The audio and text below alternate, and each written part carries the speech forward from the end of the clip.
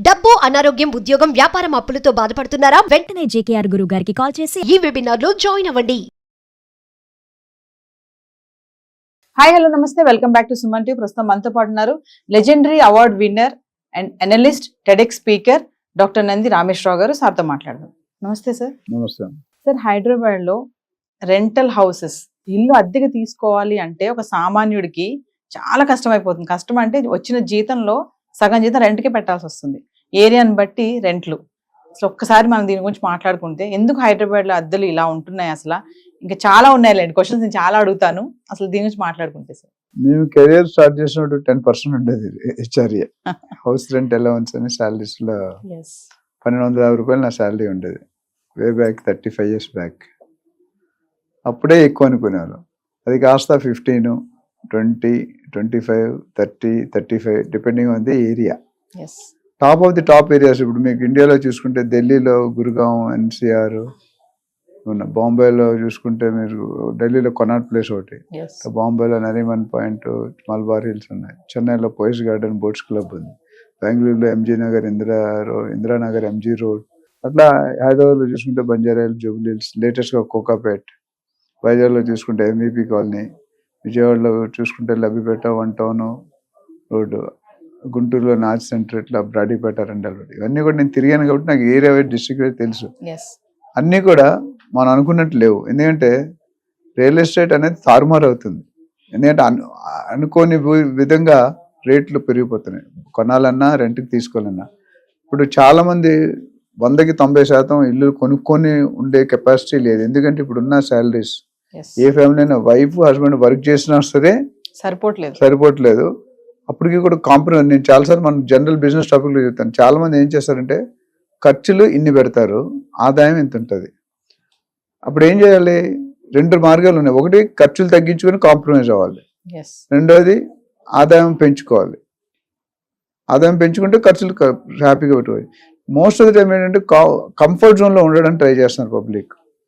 అంటే ఖర్చులు పెంచుకుంటే ఆదాయం తగ్గిపోతుంది, ఆదాయం పెంచుకుంటే ఆదాయం తగ్గించుకుంటున్నారు.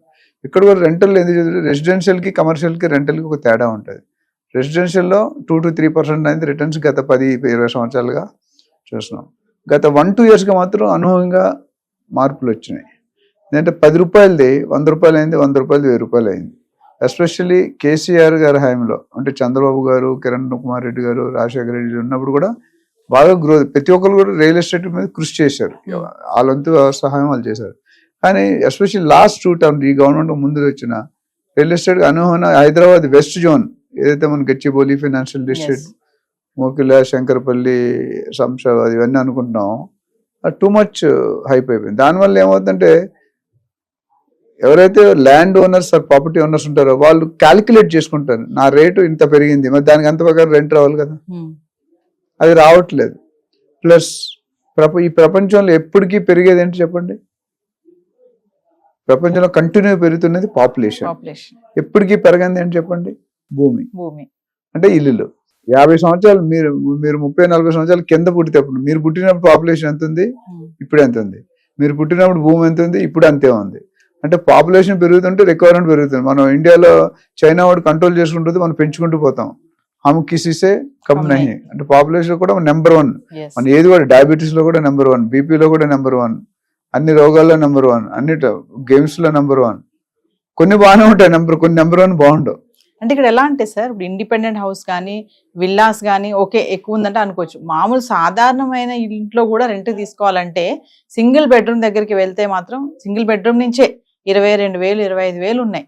మరి ఎలా సార్, ఎలా ఇళ్ళలో ఎలా దొరుకుతాయి? మరి ఏంటి? ఇంకా చూసుకుంటే మళ్ళీ మెయింటెనెన్స్, దీంతో పాటు ఒక్కొక్క దగ్గర అయితే అపార్ట్మెంట్స్ మెయింటెనెన్స్ ఎలా ఉంటుందంటే 2,000, 3,000 ఇలా ఉన్నాయి మెయింటెనెన్స్. సామాన్యుడు ఎలా బతకాలి హైదరాబాద్ నగరాన్ని? ఎలా బతకాలంటే ఇప్పుడు పిండి కొలిది రొట్టి, జిత్నా పేడ్ ఉత్నీ హవా అని ఉంటుంది, జిత్నా ఆట ఉత్నా రొట్టి. ఇది మనం గోల్డ్ లో చెప్పుకున్నాం. ఏం చెప్పుకున్నాం గోల్డ్ మాట్లాడినప్పుడు ఒక లాస్ట్ టైమ్?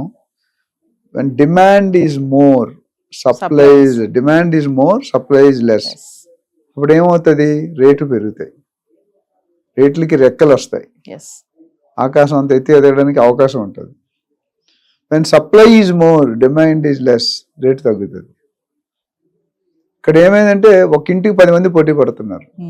అందులో పూర్వకాలంలో కండబలం, గుండె బలం అని, ఇప్పుడు మనీ బలం. ఎవరు ఎక్కువిస్తే ఓనర్ వాళ్ళకి ఇస్తారు.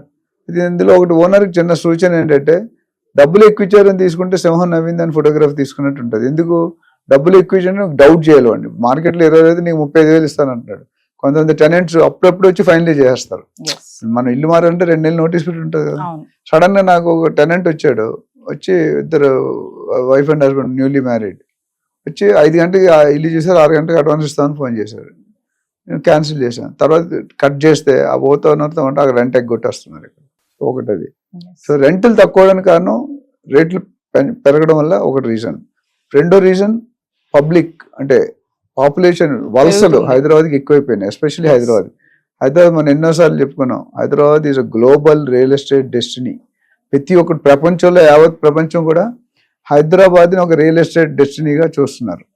అంటే ఇక్కడ వచ్చి సెటిల్ అయిపోవాలి. దానికి అనేకమైన కారణాలు ఉన్నాయి. టెంపరేచర్ కావచ్చు, మన అట్మాస్ఫియర్ కండిషన్స్ కావచ్చు, ఫ్రెండ్లీ కల్చర్ కావచ్చు, food availability for all communities, అట్లానే లాంగ్వేజ్ ప్రాబ్లం ఉండదు.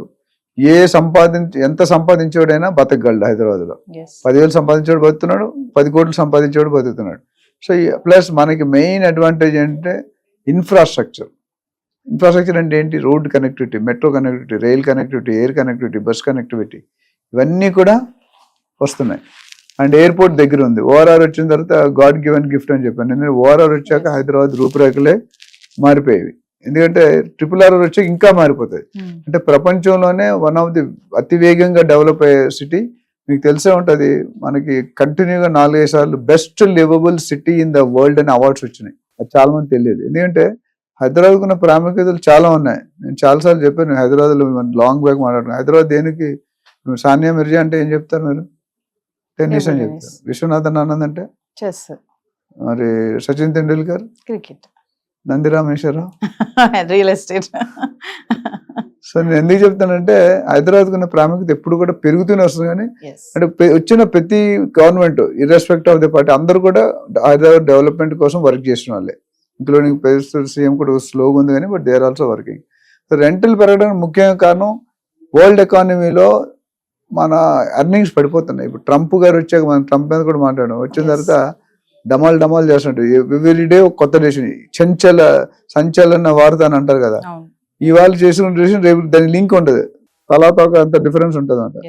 ఇవాళ తల మాట్లాడితే రేపు తోక మాట్లాడితే ఎల్లుండి మధ్యలో మాట్లాడతారు. సో జనాలు ఊహించరు. అక్కడ own Americans, their own country people are recognised. Government job లో బైఅవుట్ అని స్కీమ్ పెట్టాడు. స్కీమ్ పెట్టి విఆర్ఎస్ లా మనకి వాలంటీర్ ఇటు కొంత గవర్నమెంట్ ఫెడరల్ ఎంప్లాయీస్ ని తీసేస్తున్నాడు. అది గవర్నమెంట్ వ్యతిరేకం అది. ఎందుకంటే పబ్లిక్కే ఓట్లు వేశారు, వాళ్ళనే తీసేసట్లా. సో ఓవరాల్ గా రేట్లు పెరిగిపోవడం వల్ల రెంట్లు పెరుగుతున్నాయి. రెండోది డిమాండ్ ఎక్కువ అవుతుంది. బయట నుండి వచ్చే వలసలు కానీ ట్రాన్స్ఫర్ కానీ ఒక్కసారి హైదరాబాద్కి వచ్చినప్పుడు మళ్ళీ తిరిగి వాడు నేటివ్ ప్లేస్కి వెళ్ళాడు, నేటివ్ ప్లేస్ వదులుకుంటున్నారు. ఎందుకంటే హైదరాబాద్ లో సునామీలు కానీ ఎర్త్క్వేక్లు కానీ రాకూడదు. ఏ విషయంలో చూసుకున్నా హైదరాబాద్ ఇప్పుడు కూడా మీరు చెప్తున్నారు రేట్లు రియల్ ఎస్టేట్ చీప్. ఇంకా బెంగళూరులో మన ఇక్కడ ఫ్లాట్ 25,000 30,000 ఉంటాయి, బెంగళూరులో 60-70,000 ఉంటుంది. ఇక్కడ 2 నెలలు అడ్వాన్స్ అయితే అక్కడ 1 year అడ్వాన్స్. బాంబేలో అంతే. బాంబేలో ఒక లైసెన్స్ లీజ్ అగ్రిమెంట్ చూస్తే 80 పేజీలు 70 పేజీలు ఉంటుంది. మన లీజ్ అగ్రిమెంట్ 2 పేజీలు ఉంటే ఎక్కువ. నేను అన్ని కండిషన్ ఉంటాయి. బాంబేలో నరిమన్ పాయింట్ ఒక స్క్వేర్ ఫీట్ అడిగి లక్షల్లో అమ్ముతున్నారు, లక్షలు. నేను 2006లోనే 7లో చూసిన ఒక ఆర్టికల్. బాంబేలో నరిమన్ పాయింట్ లో అప్పటికి 10 years అంటే 2006 10 years ఓల్డ్ ఫ్లాట్, అంటే 1996లో ఎప్పుడు ఆ ఫ్లాట్ ఎంత కమ్ముంటారు? 2,000 square feet 10 years ఓల్డ్. ఎంత కొని ఉంటారు చెప్పండి? ఎంత కమ్ముంటారు మీ ప్రకారం? 37 కోట్లు అమ్మారు 2006లో. 3 bedroom ఫ్లాట్ 2,000 square feet అంటే ఎంత అయింది? 37 కోట్లు. ఈ రోజు అది 1,00,000 కోట్లు అయి ఉంటుంది. 1,00,000 అంటే 100 కోట్లు అయి ఉంటుంది. ఎందుకు? అటుపక్క బిగ్ బి ఉంటాడు, ఇటుపక్క షారూక్ ఖాన్ ఉంటాడు, ఇటుపక్క శ్రీదేవి, అలాంటి సెలబ్రిటీ టవర్ అది, సరౌండింగ్స్. సో పక్కన నెట్వర్క్ కదా, డైరెక్ట్ రోజు మీరు అంతే వచ్చిన కానీ చూడొచ్చు. అంటే సార్ ఏరియాని బట్టి కూడా ఇప్పుడు హైదరాబాద్ నగరం గురించి మాట్లాడుకుంటే మనం ఏరియాని బట్టి రెంట్స్ ఉన్నాయి డెఫినెట్ గా అండి. ఎందుకంటే ఇప్పుడు మన బంజారాస్ చాలా ఈరోజు రేట్ ఎంత తెలుసా? 3.5 నుండి 4 లక్షలు పర్ గజం. ఎంతమంది కొనుక్కోగలుగుతారు? ఎందుకు? అక్కడ హై లెవెల్ ఉంటారు. అటు ఒక మినిస్టర్, ఇటు ఒక కలెక్టర్, ఇటు ఒక IPS, అటు ఒక IFS, బిజినెస్ మెన్స్, బిల్డర్స్, వీళ్ళందరూ ఉన్నారు. సో ఆఫీసర్స్ ఆ అంబియన్స్ మీకు రాదు కదా. And centre of the city. Banjara hills అనేది centre of the city. Yes అటు దిల్సుఖ్ నగర్, ఇటు ఈసీఐఎల్, ఇటు గచ్చిబౌలి, ఇటు కుక్కడపల్లి, ఎక్కడికి వెళ్ళినా సెంటర్ ఆఫ్ ద సిటీ. ఇప్పుడు ఒక ఇల్లు మొన్న ఒక ప్లాట్ వచ్చిందండి 257 గజాలు. గజం 3,75,000కి విత్-ఇన్ 24 hours సేల్ అయిపోయింది. 1 week లో రిజిస్ట్రేషన్ అయిపోయింది. అంటే ఈ రెంటల్స్ అనేవి తగ్గడానికి ఛాన్సెస్ లేవా సార్? తక్కువ పెరగండి. ఇప్పుడున్న పరిస్థితుల్లో తగ్గే ఛాన్స్ తక్కువ. బట్ రానున్న కోసం ఒకసారి RRR అయిపోయి ల్యాండ్ డెవలప్మెంట్ సిటీ HMDA పరిధి పెరిగి DTCP పరిధి పెరిగితే డెఫినెట్ గా ల్యాండ్ యూజ్ అవైలబిలిటీ కోసం కన్స్ట్రక్షన్ ఎక్కువ అవుతాయి. అప్పుడు అంటే సిటీకి దూరంగా వెళ్ళడానికి ఇప్పుడు భయపడుతున్నారు. RRR వచ్చిందంటే 50 కిలోమీటర్ అరగంటలో వచ్చేస్తాం. ఎందుకంటే గంటకు 100-120 కిలోమీటర్ నడుపుతాం. కొద్దిగా టైం పడుతుంది. ఇమీడియట్ అయితే నాకు తెలిసి అంత తగ్గే ఛాన్స్ లేదు. ఎందుకంటే లాస్ట్ 1.5 year లో హైదరాబాద్ లో రియల్ ఎస్టేట్ అనేది అంత చురుగ్గా జరగట్లేదు అనేది వాస్తవం. అప్పుడొకటి పికప్ అవుతుంది, గోల్డ్ లాగా ఉంది, అప్పుడొకటి పికప్ అయితే ఒకటి లాస్ అయితే ఎవరు అవ్వట్లేదు. అట్లాంటి రేట్లు కూడా పెరగట్లేదు, రేట్లు కూడా తగ్గట్లేదు. తగ్గట్లేదు కూడా. సో అంటే నన్ను అడిగితే ఇది బయర్స్ కి మంచి ఇన్ఫర్మేషన్. ఎందుకంటే ఇప్పుడు కొనుక్కున్నాడు గత 1.5 year లో ఏ ప్రైస్ ఉందో ఇప్పుడు కూడా ఆ ప్రైస్ ఉంది. ఇప్పుడు April, May నుండి పెంచుతామని సర్క్యులర్స్ వచ్చాయి. సో నాకు తెలిసి అంత రేట్లో కొనుక్కోవడం. ఇంకోటి డబ్బులు ఉంటే మాత్రం కొనుక్కొని EMI కట్టుకోవడం బెటర్. ఎందుకంటే రెంటల్ అనేది మీరు కడితే గోడకి సున్నం వేసింది ఎప్పుడైనా వస్తుందా? రెంట్ కట్టేసాం. అదే మీరు కొద్దిగా క్యాలిక్యులేట్ చేసుకొని మీరు కనుక ఆ రెంట్ బదులు EMI ప్లాన్ చేసుకుని 5,000 ఇటు 20 years తర్వాత ఇల్లు ఫ్రీ అయిపోద్ది కదా. సేమ్ రెంట్ అంతే కడుతున్నారు. ప్రతి లక్షకి 1,000 రూపాయలు EMI ఉంటుంది. అది చూసుకోవాలన్నమాట. అలా చూసుకుంటే బెటర్. సో జనాలు పెరిగినందువల్ల పాపులేషన్ పెరగడం వల్ల డిమాండ్ ఎక్కువ ఉంది, సప్లై రెంటల్ కొత్తగా ఉన్నాయి రావడానికి, ఎగ్జిక్యూట్ చేయడానికి ఇంటీరియర్ టైం పడుతుంది. ఉన్న దాంట్లో అంటే అందరికీ సిటీలోనే కావాలి, సిటీలో కావాలి, మంచి లొకాలిటీలో కావాలి, మంచి లొకాలిటీ కావాలి, పక్కనే మంచి మాల్స్ ఉండాలి, మల్టీప్లెక్సెస్ ఉండాలి. అంటే అన్ని కూడా లక్కీ బంజారాస్ అదే ఉంది. 5 నిమిషాలు TV9కి 5 నిమిషాల దూరంలో ఏం లేదు చెప్పండి. ఎలక్ట్రిసిటీ ఆఫీస్, వాటర్ సిటీ అన్నీ ఉన్నాయి కదా.